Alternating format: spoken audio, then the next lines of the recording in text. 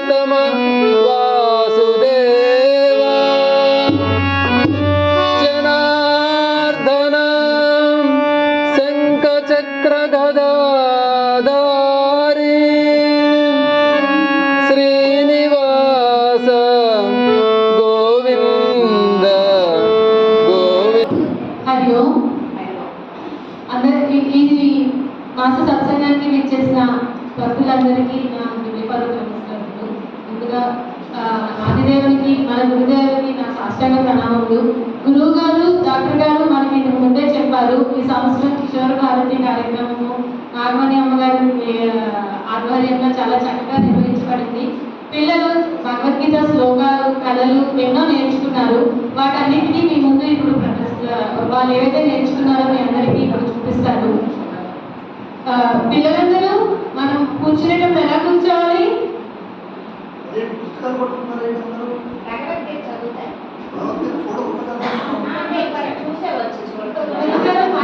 అంటే టైము 10 రోజులే కదా.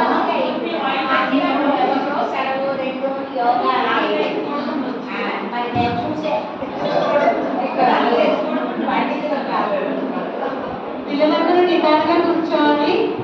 మనం ఎప్పుడు ఏ పని చేసినా ముందు దేంతో మొదలు పెడతాము? ప్రార్థనతో కదా.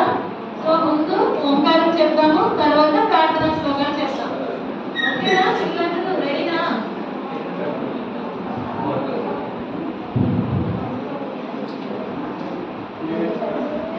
అందరూ గట్టిగా చెప్పాలి.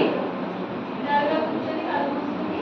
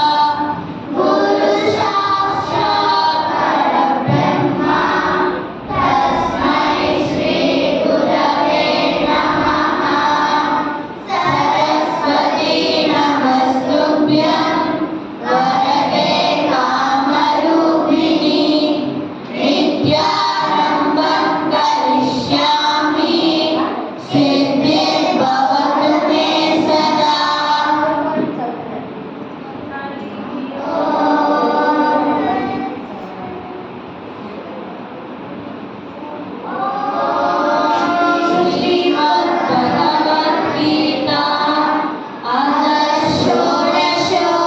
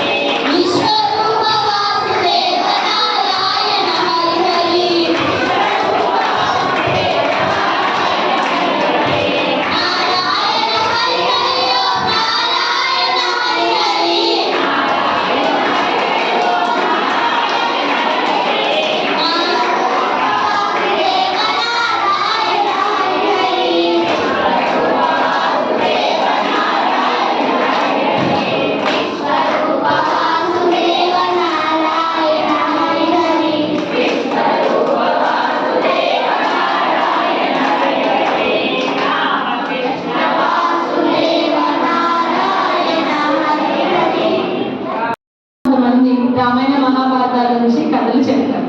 ముందుగా భరద్వాజ్ రామాయణం నుంచి ఒక కథ చెప్తారు. చప్పట్లు మన పిల్లలకి.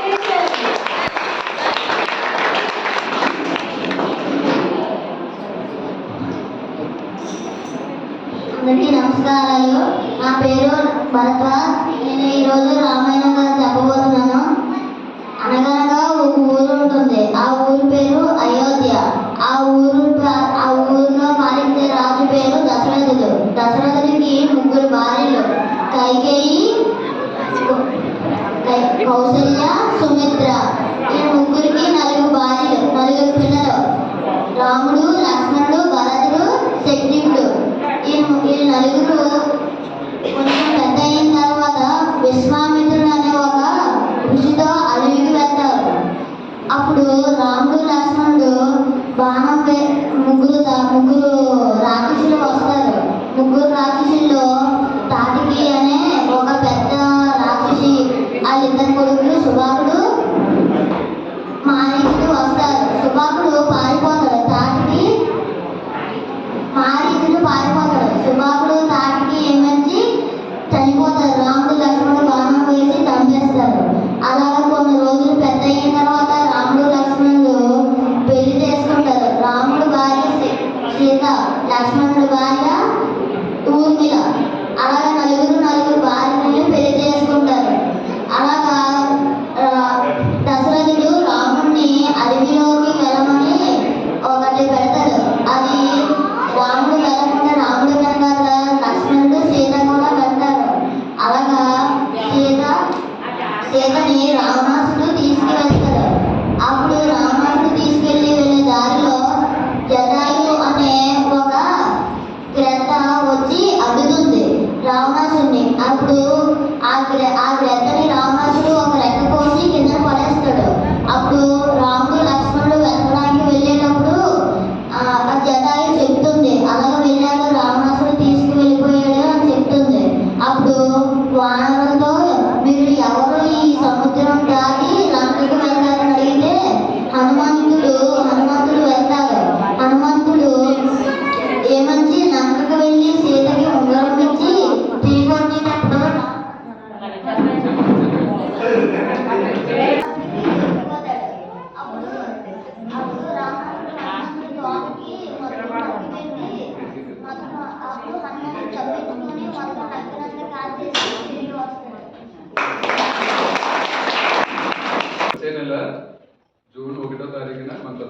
శాతవాహనం వస్తుంది.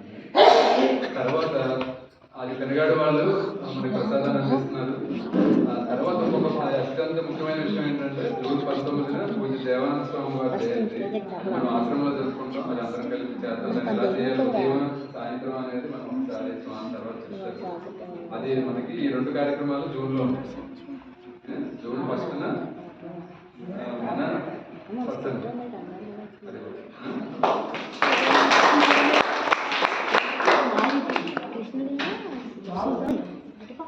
రామాయణంలో ఒక భాగాన్ని భరద్వాజ్ చాలా క్లుప్తంగా మనందరికీ చక్కగా చెప్పాడు.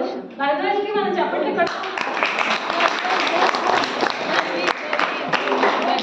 మన తరుణ వస్తాడు మరొక భాగవతం నుంచి ఒక కథ చెప్తున్నారు.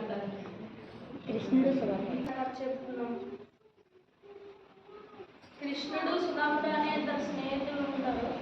చిన్న మనలాగే వాళ్ళకి ఒక ఆశ్రమం ఉంటుంది. అక్కడ ఒకసారి వాళ్ళ ఆశ్రమానికి వెళ్ళినప్పుడు గురువుగారు బయటకు వెళ్తారు. అప్పుడు అమ్మగారు అంటారు, వచ్చిన మనకి ఏమన్నా ఇవ్వాలి కదా అని చెప్పి వంట చేయడానికి చూస్తే కర్రలు ఉండవు. కర్రలు తెమ్మని వాళ్ళిద్దరిని అడవిలోకి పంపిస్తే కట్టెలు కొట్టి సమయంకి పెద్ద వర్షం పడుతుంది. అప్పుడు వర్షంలో ఉండలేక చెట్టు కింద ఉంటే అప్పుడు సుధాముడికి అటుకులు ఇచ్చారు. అటుకులేమో కృష్ణుడికి తెలియకుండా తినేద్దామని చూస్తే కృష్ణుడు సుధామ అమ్మగారు నీకేమన్నా ఇచ్చారా అంటే నాకేమి ఇవ్వలేదు కృష్ణ అంటాడు. అప్పుడు కృష్ణుడికి తెలియకుండా అటుకులన్నీ తినేస్తాడు. కొన్ని సంవత్సరాలు అయ్యాక కృష్ణుడు రాజు అవుతాడు. సుధాముడేమో పేదవాడిలాగా ఉంటాడు. అప్పుడు సుధాముడేమో కృష్ణుడి దగ్గరికి వెళ్దాం అనుకుంటే వెళ్ళేటప్పుడు ఇంటి దగ్గర ఏదో వంట చేసి తీసుకెళ్దామంటే ఇంట్లో చూస్తే అటుకులు తప్ప ఏమీ ఉండవు. చేతితో ఇన్ని అటుకులు తీసుకెళ్ళి కృష్ణుడికి ఇస్తాడు. అప్పుడు కృష్ణుడేమో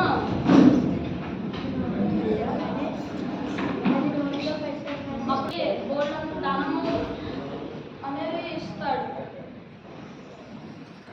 ఈ కథలో నీతి ఏంటంటే మన దగ్గర ఇంత ఉంటే